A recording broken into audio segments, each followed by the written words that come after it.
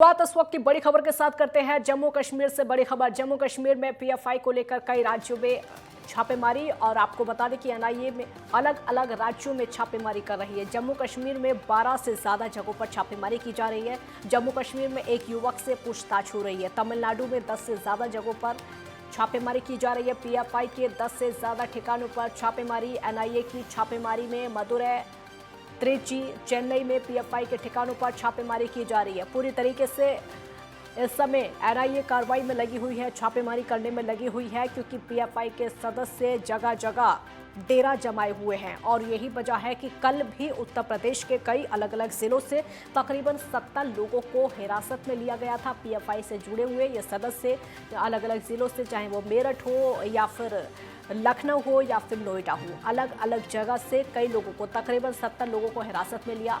और आज भी पीएफआई को लेकर कई राज्यों में लगातार छापेमारी जारी है। जम्मू कश्मीर की अगर बात करें तो जम्मू कश्मीर में भी इस समय एनआईए छापेमारी कर रही है। पीएफआई को लेकर छापेमारी की जा रही है। एनआईए अलग अलग राज्यों में कार्रवाई कर रही है। जम्मू कश्मीर में 12 से ज्यादा जगहों पर छापेमारी की जा रही है। देखिए, साथ आप अंदाजा लगा सकते हैं कि अगर 12 से ज्यादा जगहों पर छापेमारी की जा रही है तो एनआईए को शक है कि जम्मू कश्मीर में भी पीएफआई से जुड़े हुए लोग हो सकते हैं। जम्मू कश्मीर में भी पीएफआई के सदस्य हो सकते हैं, जो कि देश की जो विरोधी गतिविधियां हैं उसमें शामिल हो सकते हैं।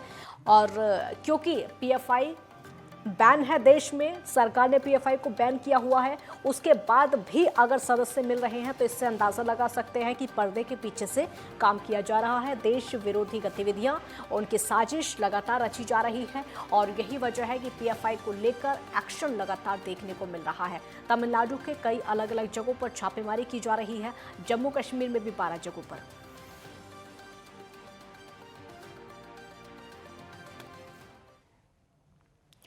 और इस खबर पर ज्यादा जानकारी के लिए हमारे साथ अजहर हुसैन संवाददाता जुड़े हैं। अजहर, 12 जगह बताई जा रही है जम्मू कश्मीर में जहां पर छापेमारी चल रही है, क्या कुछ जानकारी इसको लेकर? देखिए काजल, ये नेशनल इन्वेस्टिगेशन एजेंसी जी। की जानिब से लगातार जो पेदर पे छापे डाले जा रहे हैं, इस हवाले से आज सुबह जो है तकरीबन घाटी के 12 जो लोकेशंस है वहां पे एनआईए नमूदार हुई और आनन फानन जो है उन्होंने तलाशी कार्रवाई शुरू कर दी। आपको ये भी बता दूं कि एनआईए की लगातार छापामार कार्रवाई के दौरान कई जो अफराद है उनको हिरासत में लिया गया है इससे पहले, और उनसे भी पूछताछ जारी है। आज सुबह तकरीबन 7 बजे के करीब शुपियान, कुलगाम, अनंतनाग और बाकी इलाकों में तकरीबन 12 लोकेशंस पे जो एनआईए नमूदार हुई और वहां पे जो है तलाशी कार्रवाई अंजाम दी गई है। कहीं ना कहीं जो एनआईए जिस तरीके से रिसेंटली जो रेड्स पड़े तो उसके दौरान जो जितने भी गतिविधियां हुई हैं और उसके बाद में जो भी इन्वेस्टिगेशन हुई है, इन्वेस्टिगेशन के दौरान जो है काफी कुछ हाथ लगा है और कई एक अपराध को, जिस तरीके से मैंने पहले भी बताया, कई एक अपराध को हिरासत में भी लिया गया है और कई एक ओजीडब्ल्यू जो ऑलरेडी जिनके ऊपर केस भी है वो भी एनआईए की हिरासत में है, और कई एक ओजीडब्ल्यूज और मिलिटेंट्स के जितने भी प्रॉपर्टीज है उनको भी सील कर दिया गया है, वो भी एनआईए के तहवील में है। इस तरीके से एनआईए जो है काफी अलर्ट मोड में दिखाई दे रही है। और ये आज की रेड की बात करें, शुपियान, कुलगाम के रामपुरा इलाके में और कुलगाम के संगसपुरा इलाके में भी अभी तक जो है एनआईए की रेड चल रही है। काजल, सर, कहा यह भी जा रहा है कि एक युवक से पूछताछ हो रही है, इसको लेकर क्या जानकारी?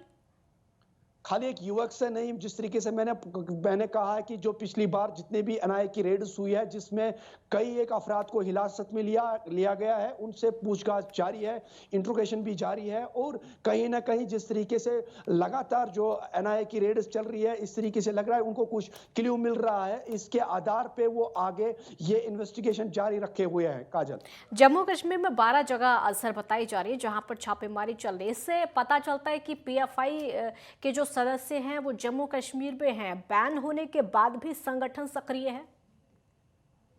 बिल्कुल, नाकियागी अभी हम जम्मू कश्मीर की बात करें, जिस तरीके से रिसेंटली पुलिस के द्वारा अभी एक प्रेस रिलीज आया था कि न कि हम घाटी की बात करें बल्कि अभी राजौरी और जम्मू की साइड में कुछ मिलिटेंसी गतिविधियां कुछ ज्यादा दिखाई दे रही है। जो एरिया आज की डेट तक जो मिलिटेंसी फ्री एरिया थे वहां पे अब ये सक्रिय दिखाई दे रहा है। जिस तरीके से हमने देखा कि राजौरी में जिस तरीके से लास्ट जितने भी अटैक्स हुए हैं जिसमें फौज के कई एक जवान भी शहीद हो गए हैं, इस तरीके से लग रहा है कि सिक्योरिटी फोर्सेस के लिए भी एक बड़ा चैलेंज है। और आने वाला समारोह जो 22 मई से 24 मई तक जो G20 का समारोह चल रहा है, जो श्रीनगर में अंजाम दिया जाएगा, इसके हवाले से भी एनआईए सिक्योरिटी फोर्सेस काफी अलर्ट मोड में दिखाई दे रही है। और उसके बाद में अमरनाथ यात्रा भी होने जा रही है घाटी में, इस हवाले से भी सिक्योरिटी फोर्सेस काफी अलर्ट मोड में दिखाई दे रही है। आज की अगर हम बात करें, आज सुबह एक तो ये एनआईए की रेड है और इसके बाद में आज सिक्योरिटी की आला सतह मीटिंग होगी।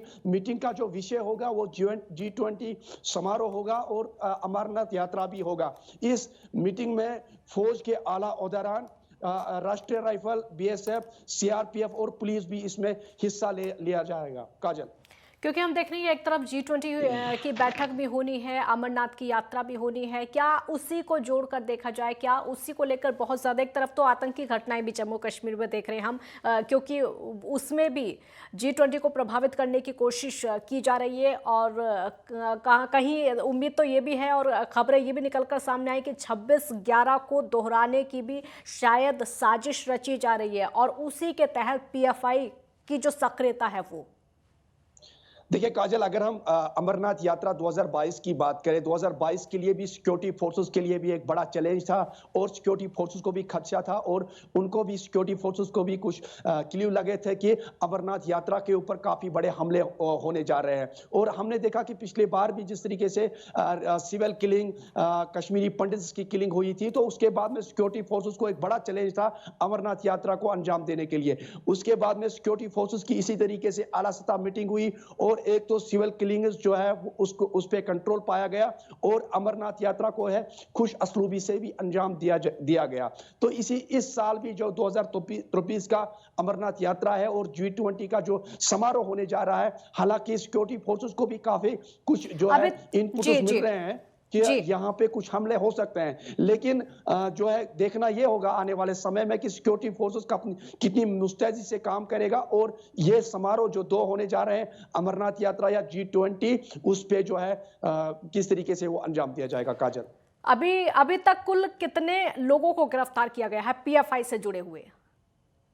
देखिए, अभी तक ये कहना कबलस वक्त होगा, क्योंकि इसमें काफी सारे लोगों को जो है अंडर इन्वेस्टिगेशन में लिया गया है। जिस तरीके से मिलिटेंट्स के कुछ रिलेटिव्स है या OGWs है, कुछ सिविलियंस भी है जिनको थोड़ा सा भी शक है, जिनके ऊपर 10% या 15% उनको हिरासत में लिया जा रहा है, उनको जो है पूछताछ की जा रही है।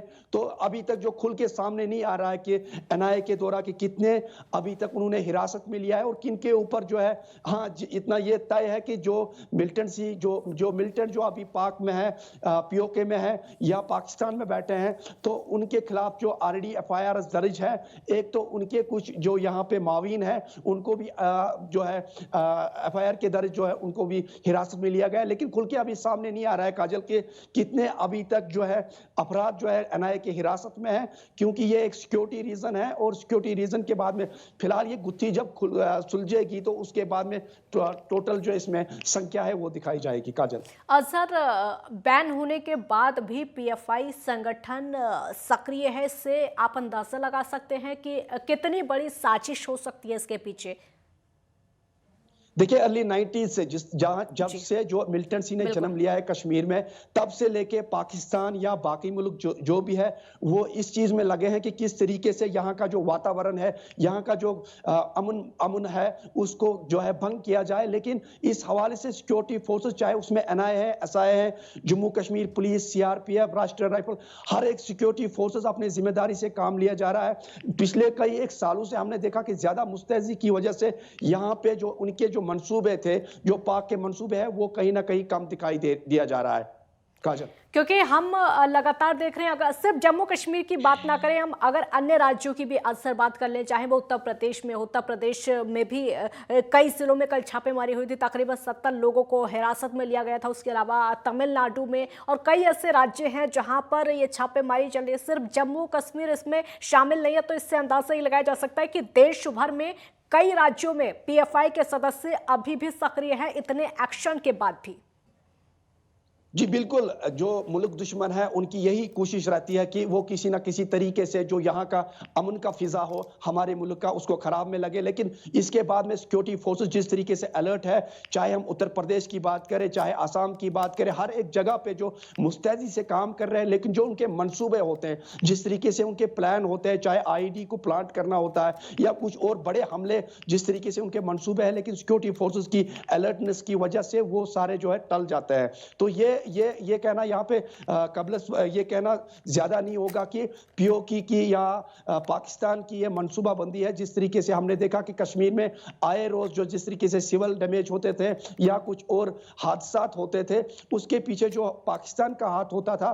लेकिन अब की बार जो पिछले कई एक सालों से हमने देखा कि जिस तरीके से अमन बहाल हुआ, जिस तरीके से पत्थरबाजी कम हुई है, लेकिन अब इनका टारगेट यह है कि जहां पे भी अमन वाला एरिया होगा, चाहे हम जम्मू क्षेत्र की बात करें, राजौरी की बात करें, वहां पे अमन बिगाड़ने में ये इनके मंसूबे अभी है। काजल, शुक्रिया अजहर इस पूरी जानकारी के लिए। जम्मू कश्मीर में कई लोगों से पूछताछ हो रही, हिरासत में इनको लिया गया और छापेमारी एनआईए की लगातार जारी है। एक ब्रेक के लिए यहाँ पर रुकेंगे, जल्द लौटेंगे।